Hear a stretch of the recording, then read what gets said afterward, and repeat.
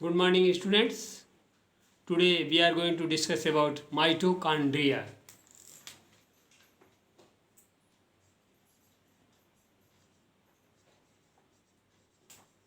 Mitochondria हमने cell के organs पढ़ना शुरू किए थे। बताया गया था आपको ये सेल है। प्लांट सेल के ऊपर एक और कवर होता है, दैट इज सेल वॉल।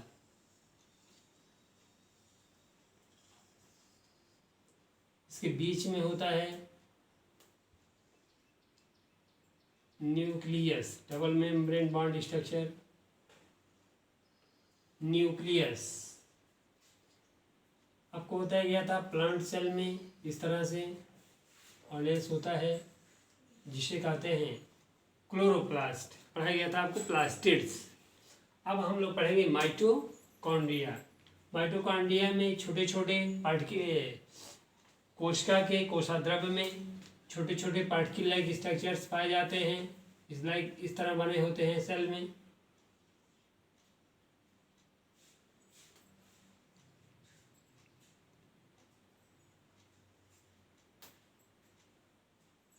इससे कहते हैं माइटोकॉन्ड्रिया। माइटोकॉन्ड्रिया की खोज वैज्ञानिक कोलिकर ने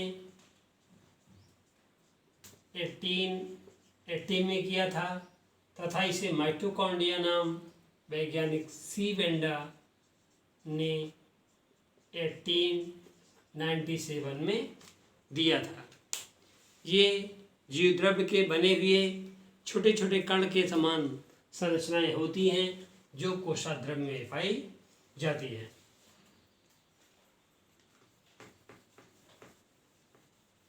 mitochondria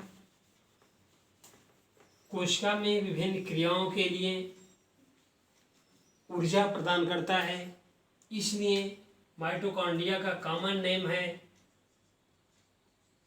power house of cell.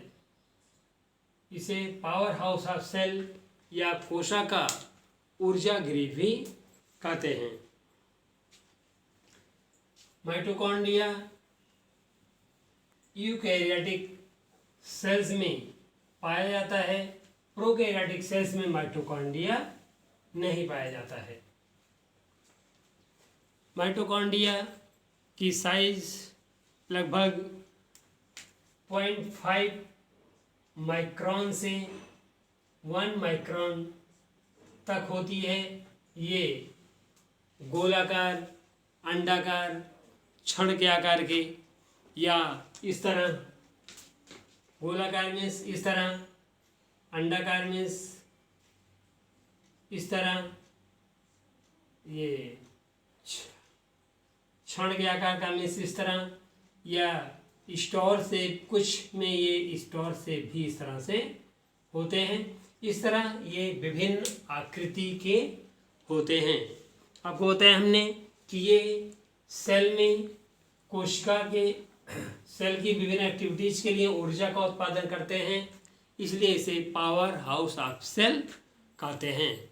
अब हम लोग पढ़ेंगे ultra structure of mitochondria. Mitochondria की सूक्ष्म संरचना। माइटोकॉन्ड्रिया भी डबल मेम्ब्रेन बॉन्ड स्ट्रक्चर होती है इस तरह से। इसकी ये आउटर वॉल है, आउटर मेम्ब्रेन, और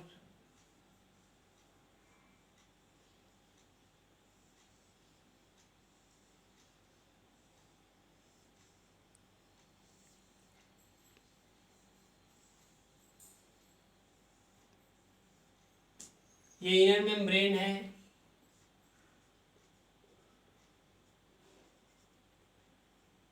इसके बीच के इस स्थान को पेरी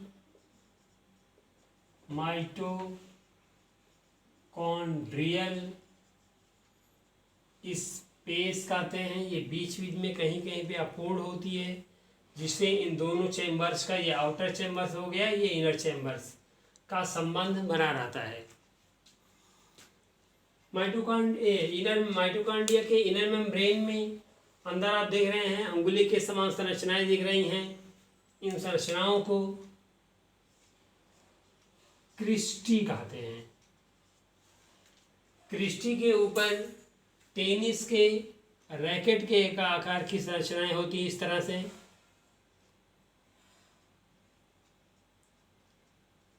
इसे ऑक्सीसोम कहते हैं। इसमें भरे हुए होमोजीनियस प्रोटीनियस मिक्सचर्स को मैट्रिक्स कहते हैं। क्लोरोप्लास्ट में जो मैट्रिक्स बताया गया, तो ये जो लिक्विड मटेरियल बताया गया था वो स्टोमा कहलाता है। माइटोकॉन्ड्रिया में जो लिक्विड मटेरियल भरा होता है वो मैट्रिक्स कहलाता है। इसमें भी ये डीएनए होता है, छोटे छोटे इस तरह से फिलामेंट स्ट्रक्चर होते हैं। ये आरएनए होता है और पार्टिकल लाइक स्ट्रक्चर इसके अंदर ये राइबोसोम,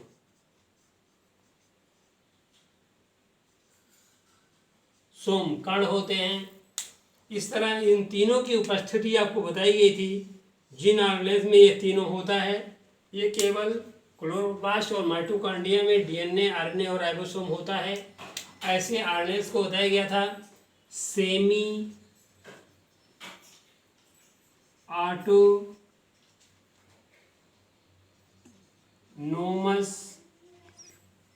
ऑर्गेनेल्स या अर्ध स्वशासित कोशिकांग कहलाते हैं।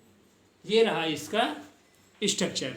अब आप पढ़ेंगे फंक्शन ऑफ माइटोकॉन्ड्रिया। हमने इंट्रोडक्शन में बताया है कि यह कोशिका के लिए ऊर्जा प्रदान करता है, इसलिए इसे पावर हाउस ऑफ सेल भी कहते हैं या पावर हाउस ऑफ सेल कहते हैं। मीन्स इसका कार्य ऊर्जा का उत्पादन करना है।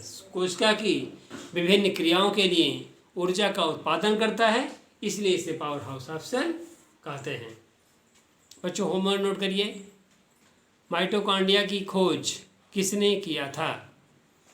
नेक्स्ट, माइटोकॉन्ड्रिया का नाम किसने दिया था? नेक्स्ट, माइटोकॉन्ड्रिया किन कोशिकाओं में पाई जाती है? नेक्स्ट, माइटोकॉन्ड्रिया की संरचना तथा कार्य का वर्णन कीजिए।